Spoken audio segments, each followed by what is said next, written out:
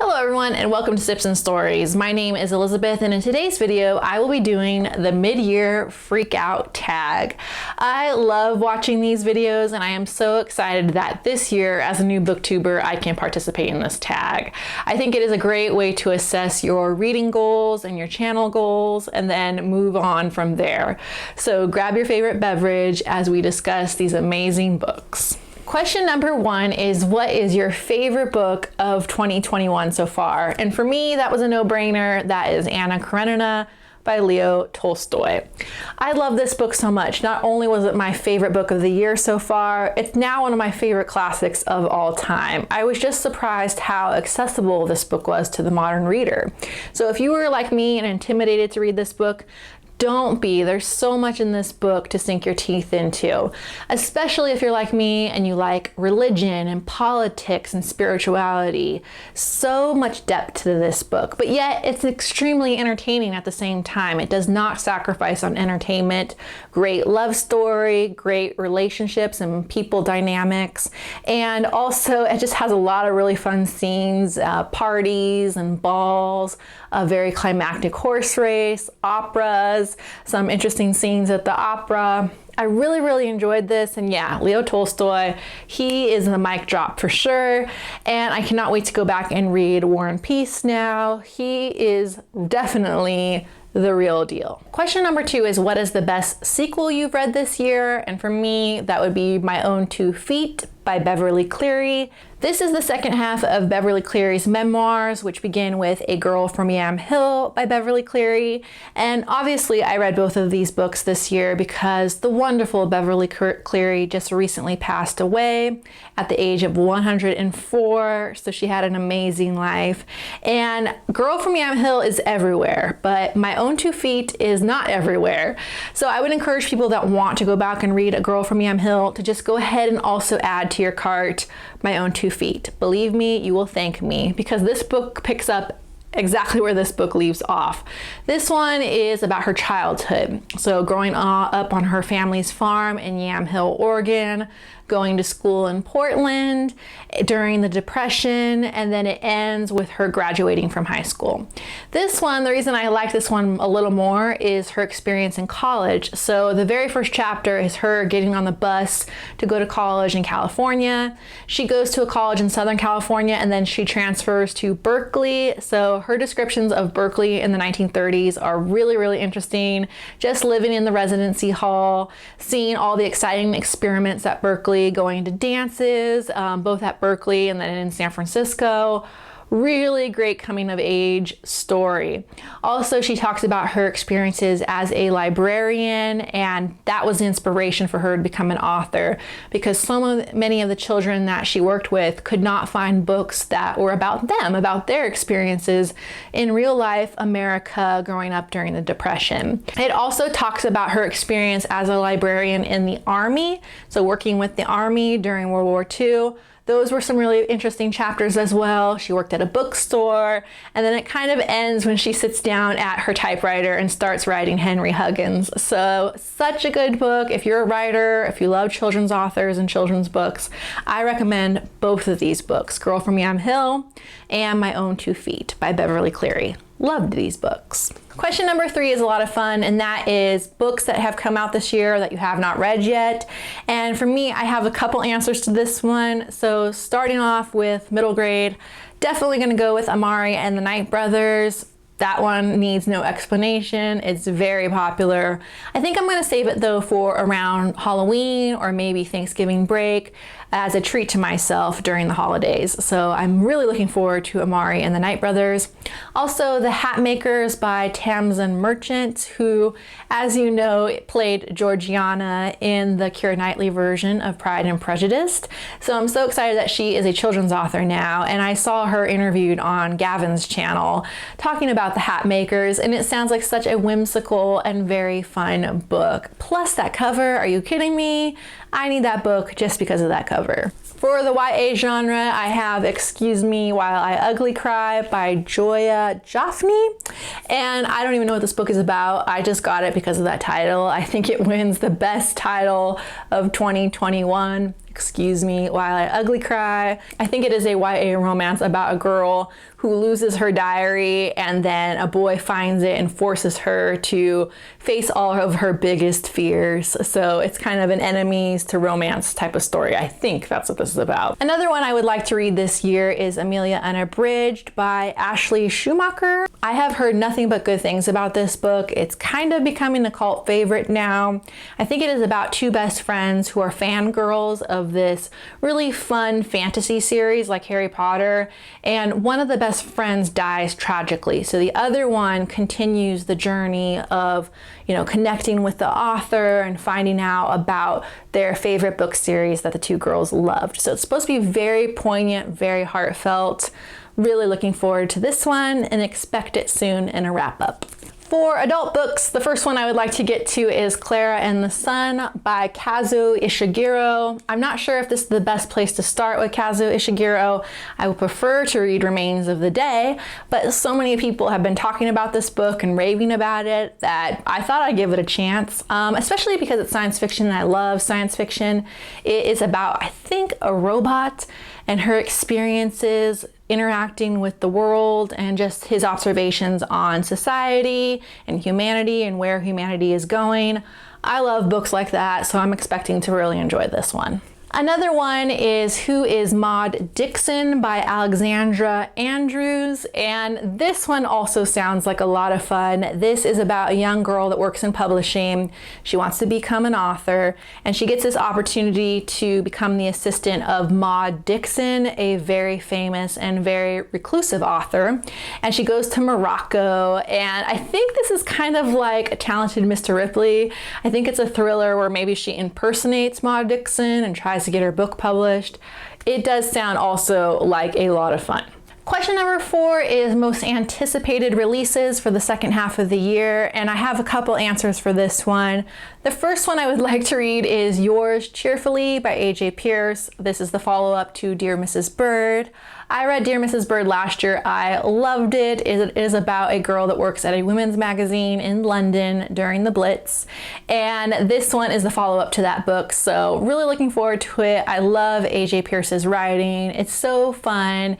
And this one is a good one for fans of the Guernsey Literary and Potato Peel Society. Cannot wait to see what happens to Emmy and her best friend Bunty in this book. This one comes out in America on August 10th, so just a few weeks from now, and it's already out in the UK, and I'm jealous because all of my favorite UK booktubers are already talking about this one. I want this book, I want it now. The next book that is coming out this year on October 5th is The Lincoln Highway by Amor Towles. Really looking forward to this one as well. Amor Towles is one of my favorite historical fiction authors. I absolutely loved Rules of Civility and A Gentleman in Moscow, and I cannot wait to see what he does next in this book, A Lincoln's Highway. I believe it is about a young man that just gets out of like a work camp or prison. He's like 18 or 19, and I think he goes back and he gets his brother. They're both orphans, and they decide to embark on this road trip across America to California to start out and get a better life for themselves. But the trick is that there are two stowaways from his work camp that have stowed away in his car, and they convince him and his brother to travel to New York instead. So I think this one is going to be a lot of fun. I love Amor Towles' writing. Cannot wait till this one comes out on October 5th. Also, some additions that are coming out this year are Mina Lima's The Wizard of Oz, which comes out on September 7th. Had to consult my notes there. I love Mina Lima. As you can see, I've collected them all. So this will be the next one in the Mina Lima series. And when I get that one, I plan on going back and doing a whole video devoted to Mina Lima. I cannot wait to see what they do with Wizard of Oz, especially in terms of the Yellow Brick Road and the Ruby Slippers and the Emerald City. I just cannot wait to see the illustrations in this book. I think they're going to be beautiful, like all of Mina Lima's books. Another one that is coming out this year is Thomas Nelson, the Fall Collection. That one is coming out pretty soon on August 31st. There are a lot of fun ones in the Fall series that I'm looking forward to, but the one I really want is Anne of Green Gables by Ellen Montgomery. And it's interesting because this time they're going to do a black laser cut dust jacket, and the book itself is going to be orange. So perfect for the fall, perfect for Halloween, autumn, that time of year. And of course, Anne of Green Gables is one of my all-time favorite books. I need that book. Question number 5 is your biggest disappointment of the year so far. And for me, that was On the Road by Jack Kerouac. I know, a lot of people love this book. In fact, the reviews of this are very mixed. Some people either love this book and some people either hate this book. Unfortunately, I am in the hate this book category. I really did like Jack Kerouac's writing. I loved the wanderlust spirit of this book as they were traveling across the country. Loved that part of this book, hopping freight trains, that type of thing, hitching rides. But the thing I did not like about this book were all of the characters. And if they are based on real characters like Allen Ginsberg and Jack Kerouac, then I want nothing to do with Jack Kerouac because they are bad people. They just treat women and children like crap. So I cannot stand these characters. Also, this book, even though it was written in the 1950s, it doesn't wear well in terms of themes of racism, misogyny, homophobia. I'm just telling you, if you want to avoid those topics, you probably should avoid this book. So unfortunately, this was just a fail for me. And as you can see, I didn't even finish it. I just had to give up on this one because I couldn't stand it. Question number 6 was your biggest surprise. And for me, I mentioned this in my June wrap up, and that was The Wife Upstairs by Rachel Hawkins. I really love this book so much more than I thought I was going to. It is basically a retelling of Jane Eyre, a more modern, updated version of Jane Eyre, or kind of loosely based on Jane Eyre. So I like to tell people it's like Jane Eyre meets Desperate Housewives with a little Southern Gothic thrown in. It was a lot of fun, and I just thought Rachel Hawkins really stayed true to some of the themes and the characters in Jane Eyre. And she did a terrific job if you are a diehard fan of Charlotte Bronte. She really just stayed true to Charlotte Bronte and those themes of feminism and being true to yourself. I highly, highly recommend this one if you are a fan of Jane Eyre. Question number 7 is your favorite new author or new to you author. And for that, I am going to go with Josephine Tey. She is a mystery writer very similar to Agatha Christie. So if you are a fan of Agatha Christie, I recommend that you check out Josephine Tey next. Her books just feel a little more sophisticated than Agatha Christie. The writing is a little stronger. She's a little meaner, a little sharper than Agatha Christie, and she deals with more modern, updated themes. Unfortunately for us, she died quite young. She died at the height of her career in the 1950s when she was 55 years old. She died of cancer. So we were cheated, I tell you, out of more Josephine Tey books. But I am going to cherish the ones that she did write. So this year I read Daughter of Time, which was about King Richard III. Such a good book. This was voted one of the best mysteries of all time, and it really was. I liked it so much that I went back out and I checked out The Man in the Queue, which is the first in the Alan Grant mystery series, and this one is set in the theater world. And Josephine Tey was also a very avid playwright. She loved the theater as well. I just cannot wait to read all of her books now. They are all on my TBR. And just so you see what she looks like, isn't she cool? Isn't she an amazing character? I think she's so cool and charming. Question number 8 is probably the hardest question for me to answer, and that is my fictional crush. I don't really get crushes on characters in books, sorry. Probably because I don't read a ton of YA and I don't read a ton of chick lit. So reading mostly classics, it's hard to get a crush on a classic character. But one character from a classic that I felt for was Sidney from A Tale of Two Cities. I really liked him, and I just loved how he was kind of a failure and a drunk, but he was honest about it, and he ends up really helping his friends out in this book. He's always there for them. He's a lawyer, so he helps solve their cases for them, and then he does something really heroic in this book as well. So he's kind of a martyr, and I don't know if that's a good thing to have a crush on a martyr, but I like Sidney. I feel so bad for him. Question number 9 is just a little bit easier, and that is your favorite new character. And for me, that would be Tom Bombadil from Fellowship of the Rings, Lord of the Rings. So I am finally reading the Lord of the Rings trilogy this year. I love it. I think these books are a lot more charming than the movies. J.R.R. Tolkien's writing is fantastic, so I think you could say that J.R.R. Tolkien is also a favorite new author of mine. But the character that really stands out in this book is Tom Bombadil. I loved those chapters when the hobbits were in the woods and Tom Bombadil rescued them, and just his house with Goldberry. I thought it was some of the best writing in the entire book, and I just love this character. Like, he puts the ring on and nothing happens to him. So I hope he shows up again in the other 2 books, which I have yet to still finish. But yeah, he's a great character. And I do think that he might be the inspiration for Hagrid in Harry Potter. In fact, when you start reading The Lord of the Rings, it's very obvious that a lot of Harry Potter characters were inspired by characters from Lord of the Rings. And that is not a bad thing, in my opinion. Question number 10 is a book that made you cry, and for me that was definitely Feed by M.T. Anderson. It didn't really make me cry. I'm not much of a crier. I don't cry at movies or books that often, but this one was the most emotional of all the books that I read, and it was it broke me. The ending was really sad, and oh my goodness, it was just one of the best books that I read so far this year. It's a science fiction YA novel about a group of kids, teenagers in the future. They basically have the internet installed in their brain. It's called The Feed. And this book is basically about a pair of star-crossed lovers, Titus, the book's narrator, and his girlfriend, Violet. And Violet had the feed installed when she was a little bit older, around 7 or 8. Most kids have the feed installed after they're born.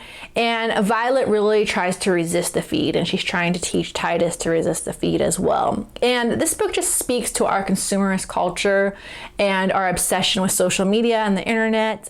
And I just love this book. It was written 20 years ago, but everything that M.T. Anderson was talking about is really coming to pass now. And I think the ending was so tragic, and especially because the main character Titus is very deadpan. He's very stoic, unemotional. So when he's describing some of these scenes that are happening, that's why it's so heartfelt and so real and so hard to read about, because he himself is not taking it seriously. So you as the reader are just going, oh my God, I can't believe what's happening as the earth is falling apart, as they're getting all these mysterious lesions and illnesses.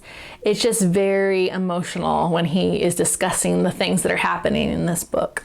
I really loved it. I gave it 5 out of 5 stars, and I really highly recommend this book. I think every person should read The Feed at some point. It'll teach you a lot. Question number 11 is a book that made you happy, and for me that was The Detective's Assistant by Kate Hannigan. This is a historical fiction book about a real-life lady detective named Kate Warne. And Kate Warne was one of the first women detectives in America during the Civil War, and she worked for Pinkerton's detective agency. Part of her responsibilities included guarding people like Abraham Lincoln when he was traveling by train. And so Kate Warne was not there historically at Ford Theater the night that Abraham Lincoln was shot, and I think history might have been different had she been there. But this book is really hilarious. It's a lot of fun. It's basically told from the perspective of Kate Warne's fictional niece, Nell. So Kate Warne is a real person, but Nell is a fictional character, and she goes to live with Aunt Kate, and they just have a series of adventures together, traveling all over the country and solving all of these murder mysteries and tracking down people like bank robbers and thieves. It was so much fun. I really recommend it if you are a fan of maybe Enola Holmes. It's very similar to Enola Holmes, except it's not set in Victorian England. It's set during the Civil War, but great sense of humor. I loved Kate Hannigan's writing style, just a lot of tongue-in-cheek sense of humor in this one, and I just wish they would turn this one into a movie just like they did with Enola Holmes. It would be a lot of fun. Loved The Detective's Assistant. Question number 12 is one of my favorite questions, and that is the most beautiful book that you bought this year. As a book collector, I love beautiful books, and if you'd like to see all of the beautiful books that I bought this year, I highly recommend that you check out my book haul video, which I will link below, in which I showcase all of these amazing books that I bought. However, Folio Society was having their summer sale a couple of weeks ago, and I could not pass up that golden opportunity. So I went ahead and I bought Anne of Avonlea, the Folio edition.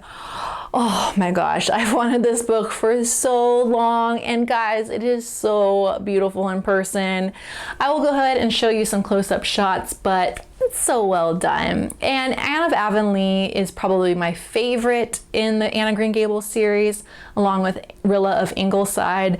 I just love the scenes with Miss Lavender and Paul, and Anne becoming a school teacher in Avonlea. And Folio did a great job of just illustrating all of the best scenes in this book. They illustrated the picnic and the time that Anne dyes her nose red, and they illustrate her as a school teacher. And then also when she crashes through the greenhouse roof, when she paints the town hall blue. It's just a delightful, and if they continue to come out with more books by Ellen Montgomery, I will always be a buyer for all their beautiful books. I love this one so much, and I cannot recommend it highly enough. If you are a fan of Anne of Green Gables, Anne of Avonlea in particular, you need to buy this book. It is absolutely stunning in person. Question number 13 is books that you need to read by the end of the year, and there really is just too many to talk about. If you look at my summer TBR, I am not even halfway through that, so I'm still working my way through my summer TBR. But some books and series that I'd like to finish this year are definitely The Lord of the Rings, which I mentioned earlier. I need to continue with The Two Towers and Return of the King. I was hoping to finish Two Towers during the summer. That might not happen. I might not get to these until the fall or early winter. So definitely got to finish Lord of the Rings. I would also like to finish Percy Jackson by Rick Riordan. I am on book number 4, The Battle of the Labyrinth, which I'm currently reading. I love it. I love Rick Riordan's sense of humor. And I have to be honest, I kind of prefer Percy Jackson to Harry Potter. I like Harry Potter more, the series, but I like the character of Percy Jackson a lot more than Harry Potter. I just think he's more fun, and these books are absolutely hilarious. Once I finish the series, I do plan on going back and making a video dedicated to all of my favorite books that are based on Greek mythology. So stay tuned for that video coming on up later this year. And one chunky classic that I need to get to this year is The Count of Monte Cristo by Alexander Dumas. It seems like all of my favorite booktubers are talking about this book. And then also Anne Bogle from What Should I Read Next? She was talking about this book. She said she tackled it by listening to the audiobook. I'm just going to take it the same way that I took Anna Karenina, is just read a few chapters every day for about a month. This one is the Penguin Classics edition, and it's a little over 1,200 pages. So I think it's going to take me a month, maybe 6 weeks to finish this book if I include it with all of my other reading. But I am looking forward to this. It is perhaps the best adventure story of all time. And I absolutely love the movie, so I can't wait to see what Edmond Dantes and Mercedes and Count Mondego are like in the real book, because I love the movie. And just for being a 2-hour movie, I don't know how they took a 1,200 page book and turned it into a 2-hour movie. So I think there's going to be a lot more packed into the book, and I'm really looking forward to it. So there you have it, everyone. Thank you for joining me for my mid-year freak out tag. Yes, I am really behind. I'm not where I need to be in my reading, but hopefully I catch up in the next few months and can make a lot of great videos for this channel. Thank you for joining me, everyone, and have a great day.